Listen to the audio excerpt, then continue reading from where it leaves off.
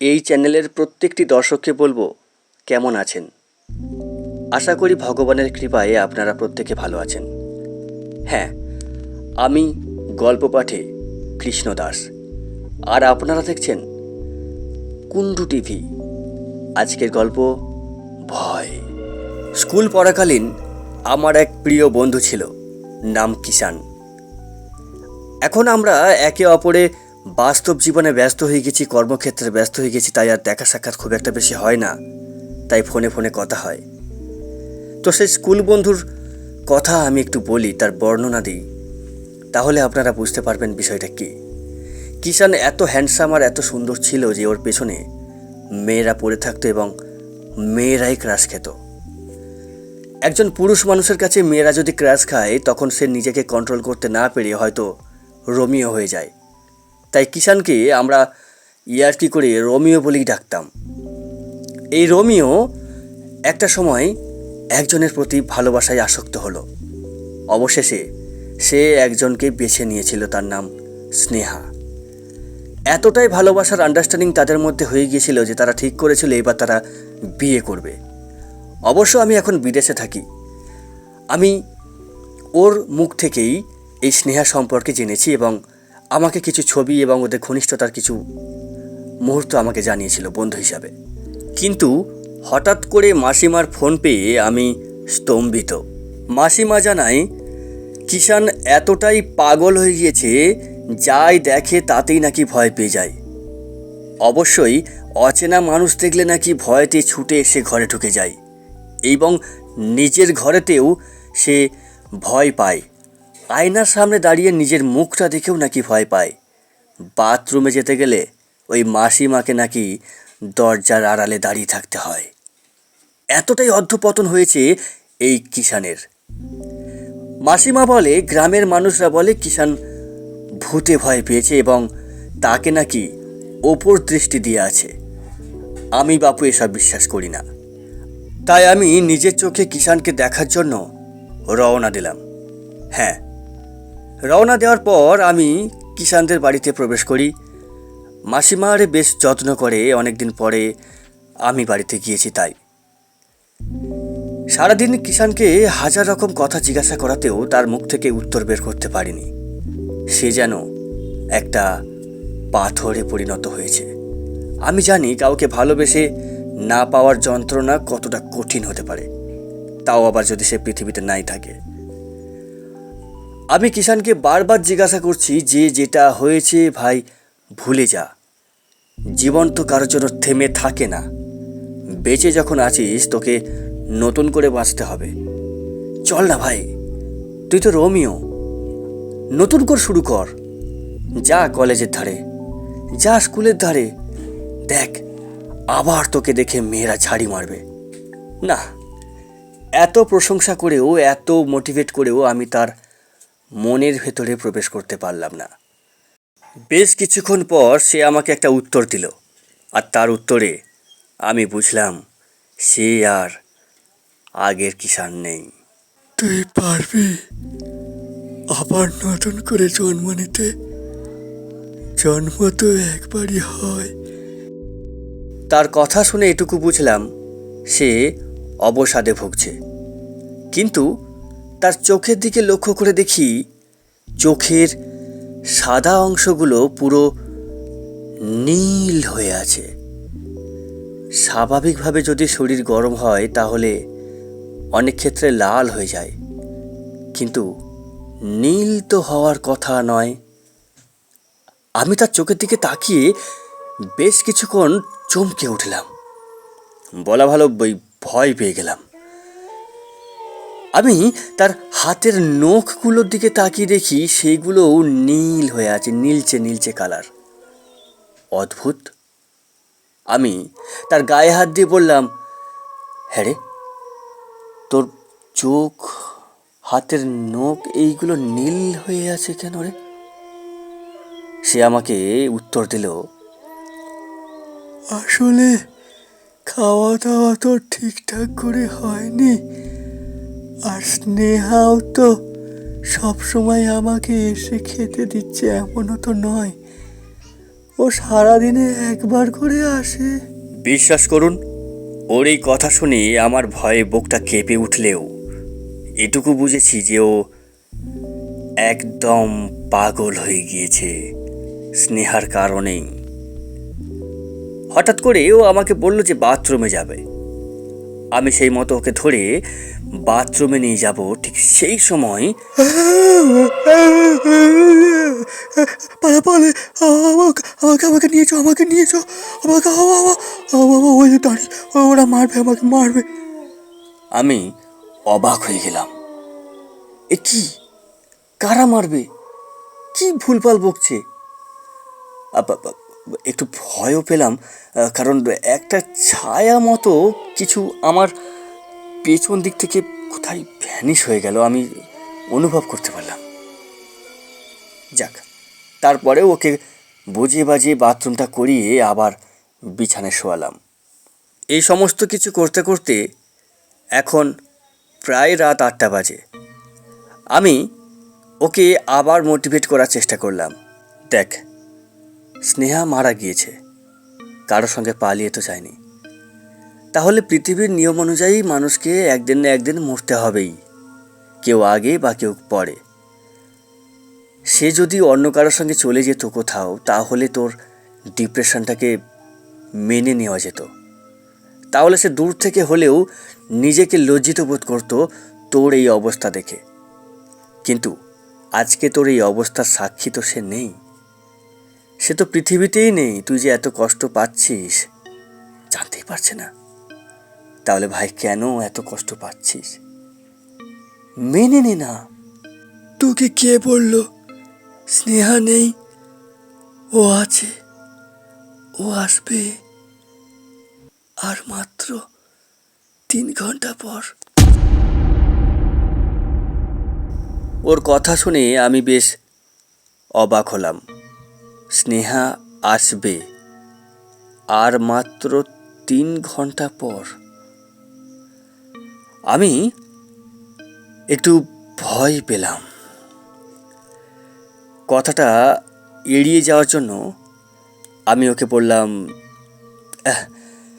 কিষান, তুই একটু এখানে থাক, আমি ছাদ থেকে ঘুরে আসি। আমি অনেক গভীরে ভাবতে ভাবতে ওদের ছাদে উঠলাম।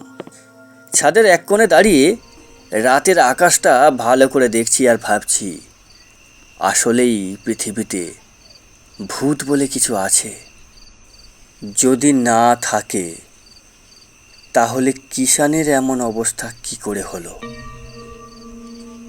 মেনে নিচ্ছি এটা একটা রোগ, কিন্তু রোগের পরেও তো কিছু আচরণ, কিছু বিষয় আমার পেছনে ছায়া মতো সরে যাওয়া, এইগুলো তো আমি এই ভাবতে ভাবতে একটা সিগারেট ধরালাম। সিগারেটটা টানছি আর রাতের আকাশ দেখছি। ছাদের মধ্যে এপার ওপার পায়চারি খাচ্ছি যে এর সমাধান কি, কিষানকে আমি কিভাবে এই রোগ থেকে মুক্ত করব। জানি না এটা কোনো রোগের মধ্যে পড়ে কিনা। এরকম ভাবতে ভাবতে ঘড়ির দিকে তাকিয়ে দেখি প্রায় 11টা বাজে।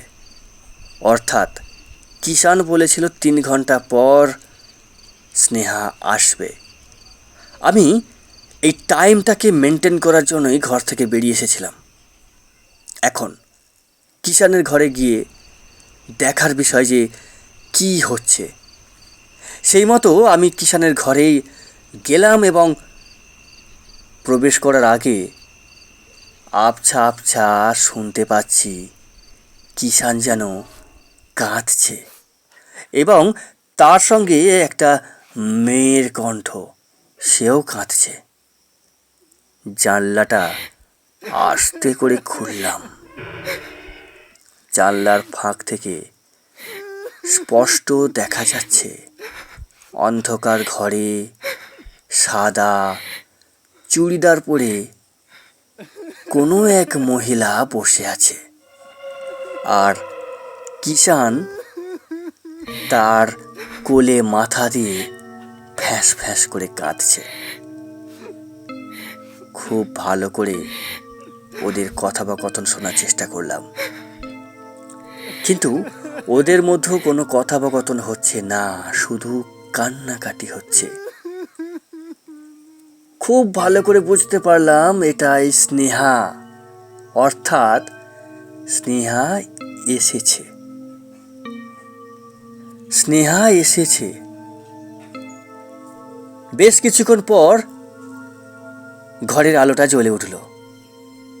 বুঝলাম স্নেহা চলে গিয়েছে।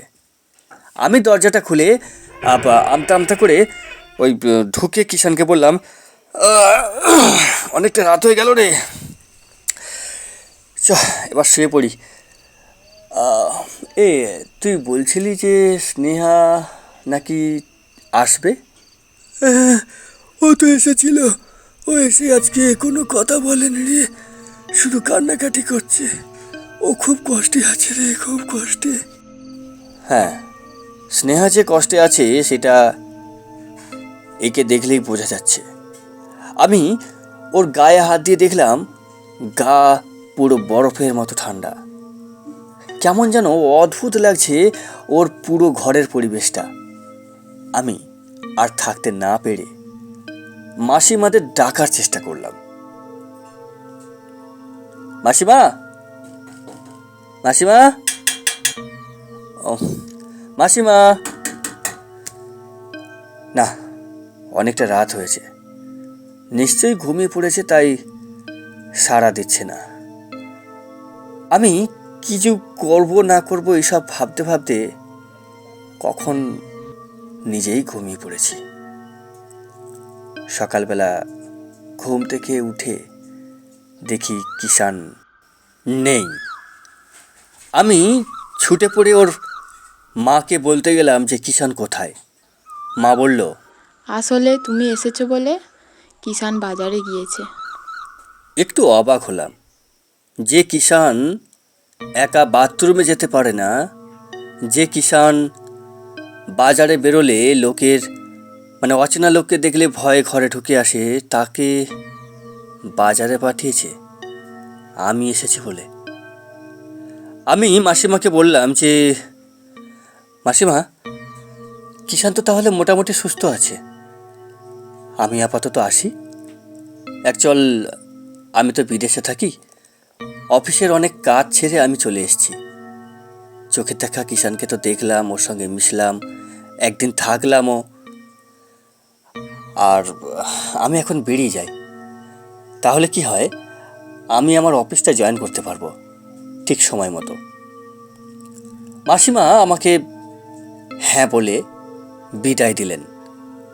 আমি মাসিমাকে একটা প্রণাম করে বের হব, ঠিক সেই সময় কিষান এসে গিয়েছে। আমি তো খুব আনন্দের সঙ্গে বলে উঠলাম, আরে কিষান দেখ, একেই বলে বন্ধুত্বের টান। আমি এসেছি আর তুই ভালো হয়ে গেছিস, ভাই ভালো থাক। মাসিমাকে দেখ, আর হ্যাঁ, এরকম পাগলামো আর কোনোদিন করিস না, তোর জন্য মাসিমাকে দিনরাত কাঁদতে হচ্ছে। আসুন, আমি তো আচমকা তোকে দেখতে এসেছি, এরপর একদিন আসবো 3 দিন 4 দিন থাকার জন্য। ওকে, আজকে আসছি, ভালো থাকিস। ওকে, ভালো থাকিস বলে আমি বেরিয়ে এলাম। বেরিয়ে ওদের বাজারটা খুব কাছাকাছি, আর সেখানেই বাস স্ট্যান্ড। আমি বাস স্ট্যান্ডে বসে আছি গাড়ি পাওয়ার অপেক্ষায়। বেশ কিছুক্ষণ বসে থাকার পর আমার কাছে একটা ওই মধ্যবয়স্ক লোক এসে বসলো। তিনি আমাকে প্রশ্ন করলেন, কি ভাইয়া, কোথায় যাওয়া হবে? আমি বললাম, যাওয়া হবে নয়, এখানে এসেছিলাম, এবার আমি আমার বাড়ি যাব। ও, এখানে এসেছিলে? তো এখানে কাদের বাড়িতে এসেছিলে বাবা? কিষান, কিষান মণ্ডল। কিষান? কে কিষান বাবা? ওই যে কিষান ওই গার্লফ্রেন্ড মারা যাওয়ার পরে পাগল মতো হয়ে গেছিল? হ্যাঁ, অ্যাকচুয়াল তাই। তোমাকেও ঠকিয়েছে বাবা, তোমাকেও ঠকিয়েছে। বাপ রে বাপ, ওদের যত চেনা পরিচিতি ছিল সবাইকে ঠকিয়েছে। ঠকিয়েছে মানে? না না, কি ঠকাবে? আরে বাবা, ওই যে কিষানের কথা বলছো তার মা আছে তাই তো, বিধবা মা? আরে হ্যাঁ, আমি ওর কথাই বলছি। ওরা বাবা 6 মাস আগেই মারা গিয়েছে। প্রথমে ওই কিষানের গার্লফ্রেন্ড অ্যাক্সিডেন্ট হয়ে মারা গেল, তারপরে ও পাগল মতো হয়ে গেল। তারপরে ওই গার্লফ্রেন্ডের শোকে কিষান একদিন মারা গেল, আর ওর মাও তার ছেলের শোকে মারা গেল। পুরো পরিবারটা ধ্বংস হয়ে গেল। আর বাবা তো আরও 2 বছর আগে মারা গেছে।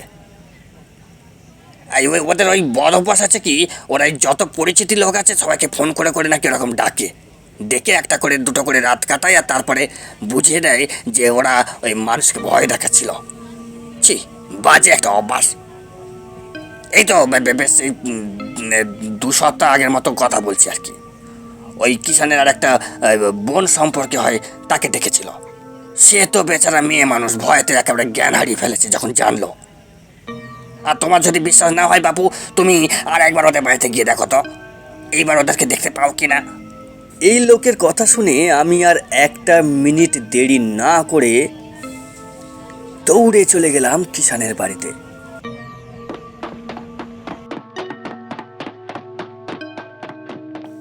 সত্যি বলছি, বাড়িতে কেউ নেই। আমি গোটা বাড়ি তন্ন তন্ন করে খুঁজলাম, কেউ নেই, কোথাও নেই। আর একটা ঘর ছিল, যেই ঘরটা আমার ঢোকা হয়নি, আমি সেই ঘরটাতেও ঢুকে গেলাম। দেখি মা আর ছেলের ছবি টাঙানো আছে দেওয়ালে, আর তাতে মালা দেওয়া। মালাটা একদম শুকিয়ে গেছে। এর থেকে বোঝা যায় আসলেই ওরা মারা গিয়েছে।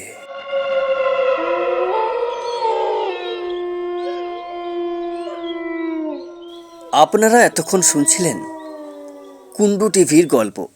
আর এরকম সুন্দর সুন্দর গল্প শুনতে আমাদের চ্যানেলটি সাবস্ক্রাইব করুন এবং পাশে থাকুন।